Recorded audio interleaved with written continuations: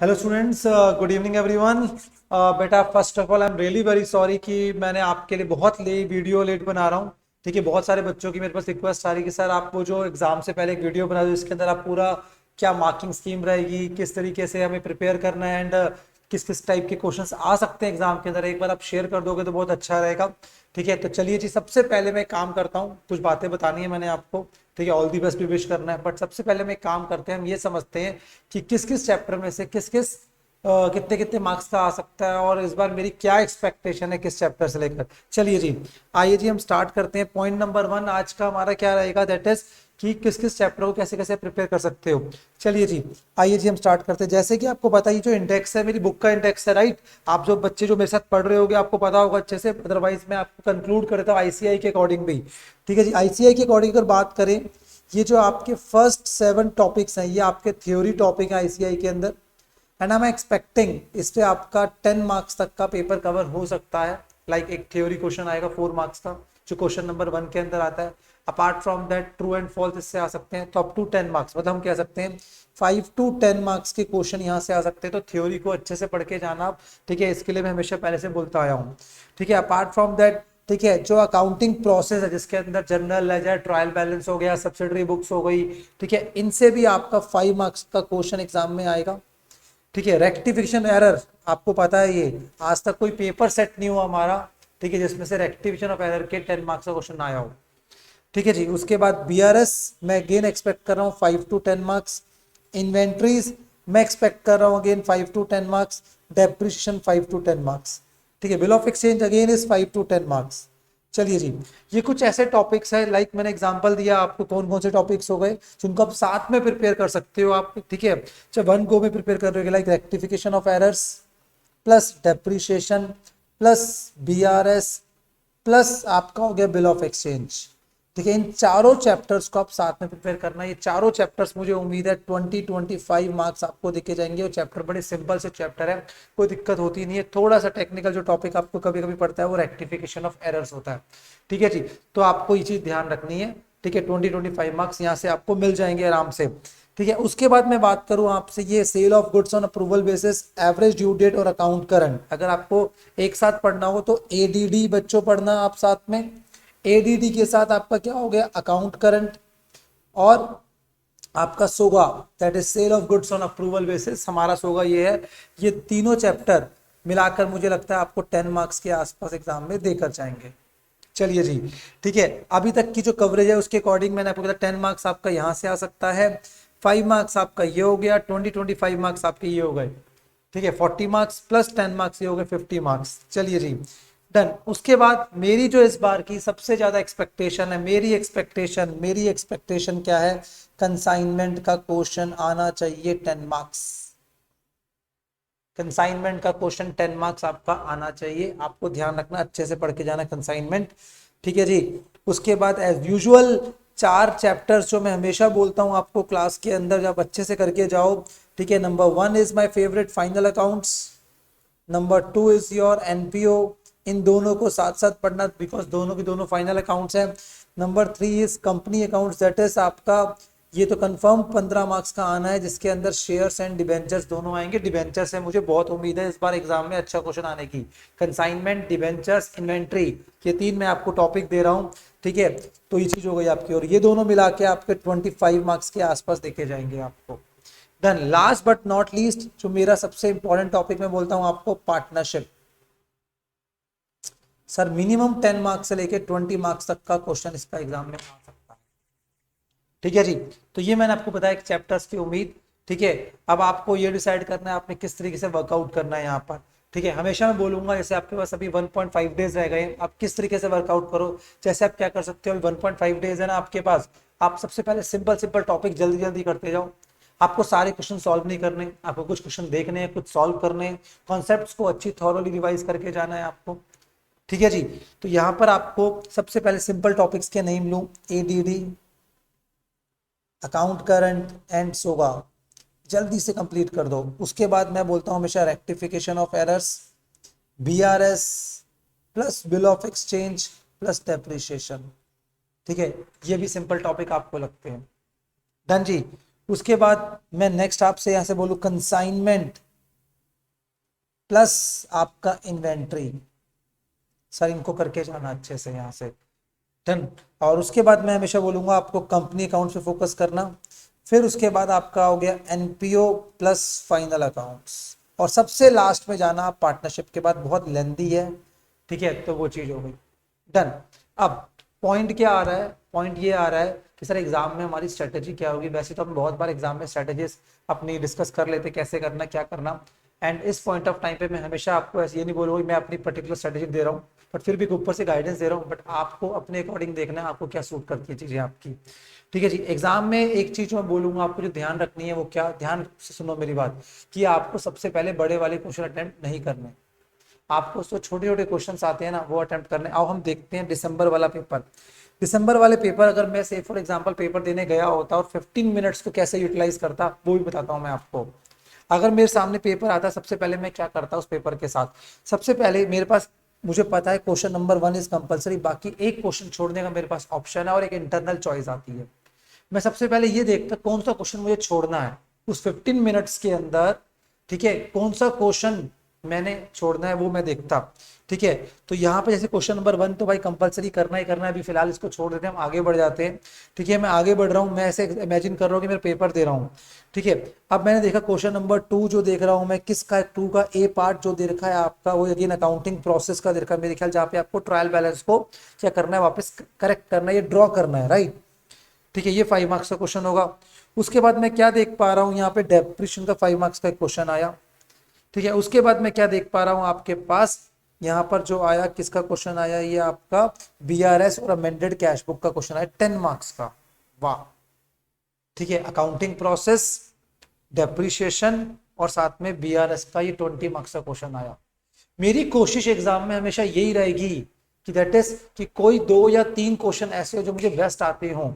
Question number 1 तो करना है और वो जनरली आता भी है, ट्रू एंड फॉल्स वाला क्वेश्चन है, ठीक है, और 2 या 3 क्वेश्चन अच्छे से आते हैं तो मेरी बात बन गई भाई। फर्स्ट पेपर है, अच्छा होना चाहिए, पूरा फुल 100% देना बेटा वहां पर अपना, बट कूल रहना, पैनिक नहीं होना, ठीक है। आप ये मत सोचना मुझे क्या नहीं आता, आपको ये सोचना है मुझे क्या आता है, ठीक है। जनरली हमारा ह्यूमन साइकोलॉजी क्या है कि हम ये हमेशा फोकस करते हैं हमें क्या क्या नहीं आता, ये क्या क्या नहीं है हमारे पास, उसको देख के हम रोते रहते हैं, बट जो आता है उसको तो बेस्ट दो उस पॉइंट ऑफ टाइम पर।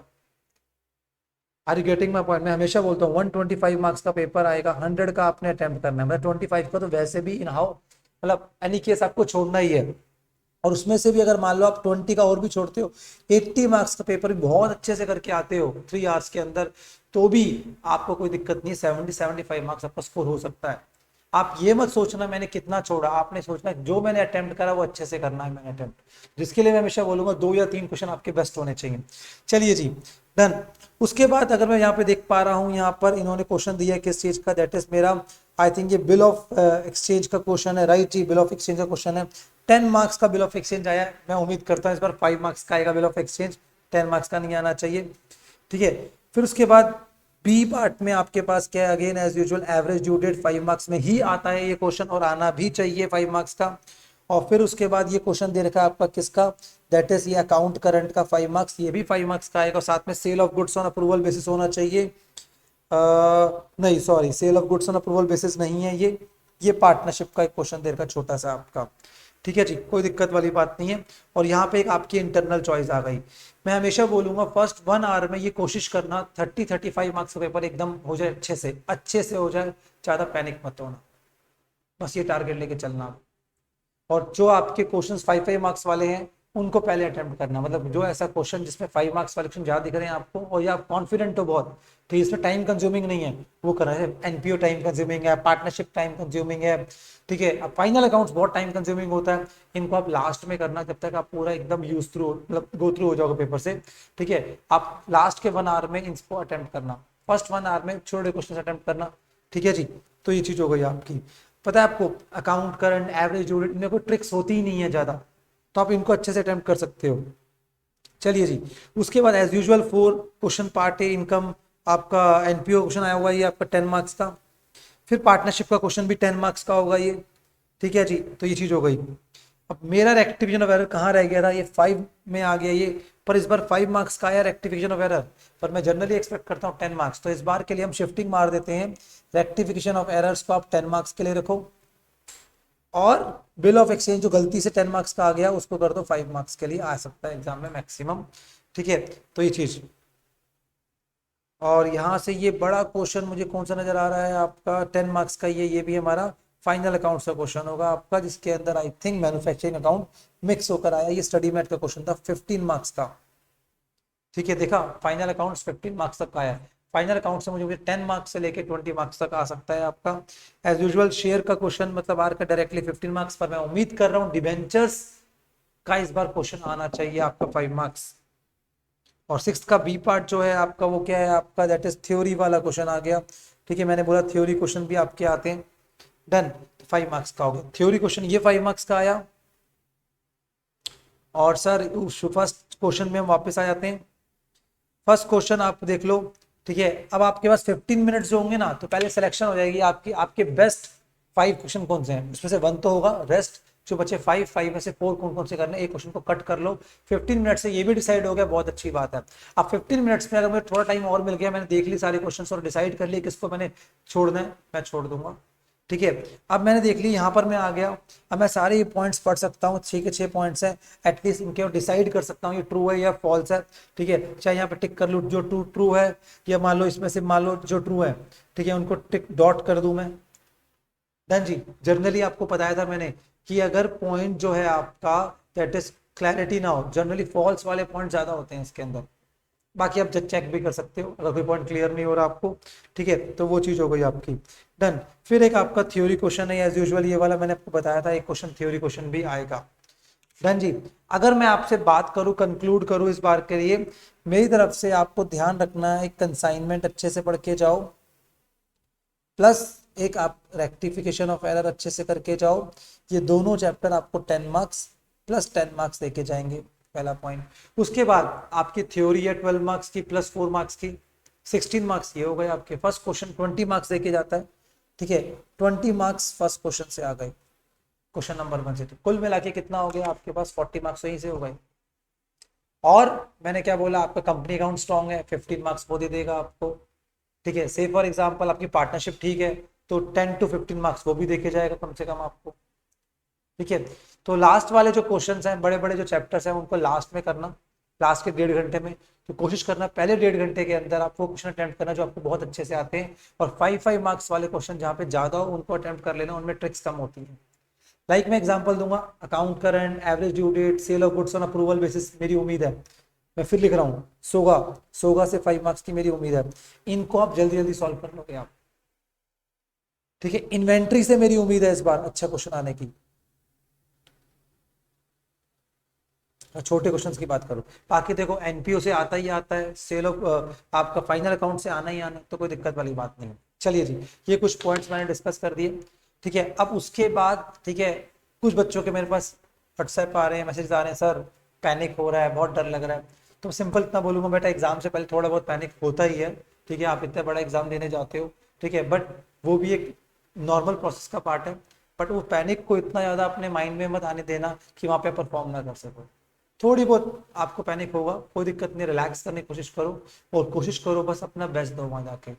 आपका एटीट्यूड पॉजिटिव होना चाहिए। ठीक है, आपको कितना आता है या नहीं आता उससे बहुत ज्यादा फर्क नहीं पड़ेगा, अगर आपकी अप्रोच वहां पे ठीक है, आप कूल होकर एग्जाम दे रहे हो, ठीक है, तो कोई दिक्कत नहीं आएगी आपको। चलिए जी, डन। तो ये सब बातें मैंने आपसे डिस्कस करनी थी जो मैंने आपसे कर ली। ठीक है, आइए जी, अब उसके बाद ठीक है, एक लास्टली ऑल दी बेस्ट मैं आपको बोलना चाहता हूँ। ठीक है, आपके एग्जाम्स के लिए, और मुझे पूरी पूरी उम्मीद है आप अच्छे से एग्जाम दोगे। ठीक है, और अपने ऊपर बिलीव रखो, आपने बहुत सारा मेहनत करी है मेरे साथ, बाकी सब बच्चे जो सीए फाउंडेशन एग्जाम दे रहे हैं, आई होप आप सबने भी अच्छे से मेहनत करी होगी, आपके इंस्टीट्यूट्स ने, या अगर सेल्फ स्टडीज कर रहे हो आपने अच्छे से वर्कआउट करा होगा। चलिए जी, और आप सबको मुझे ऑल दी बेस्ट बोलना है। सर क्यों बोलना है, लास्टली एक बात आपको बताना चाहता हूँ कि मैंने भी अभी अपना एक इंस्टीट्यूट स्टार्ट करा है लक्ष्मी नगर में बेटा। ठीक है, और वो इंस्टीट्यूट का नाम है इंस्टीट्यूट ऑफ करियर एक्सीलेंस करके नाम है। ठीक है जी, जिसके अंदर एज यूजुअल मैंने और प्रतीक सर ने मिलकर ये इंस्टीट्यूट स्टार्ट करा है मेजर बेसिस पर। ठीक है, तो आई होप आप सब मुझे विशेष दोगे। ठीक है, एंड मुझे भी ऑल दी बेस्ट बोलो। ठीक है जी, चलिए जी, डन। बाकी हम मिलते हैं, आप अच्छे से एग्जाम दो और मुझे बताना आपका एग्जाम कैसे हो। मैं आपसे गारंटेड कह रहा हूँ आपको ये चीज, बस आपको कूल मेंटेन करना है। एग्जाम कोई बहुत टफ लेवल पे नहीं आता, बहुत नॉर्मल लेवल पे एग्जाम आता है। अगर आपने सारे टेस्ट सीरीज अटेंड करी तो आपको कोई दिक्कत नहीं आने वाली। चलिए जी, डन। चलिए जी, thank you very much, all the very very best बेटा, अच्छे से एग्जाम देना and do let me no.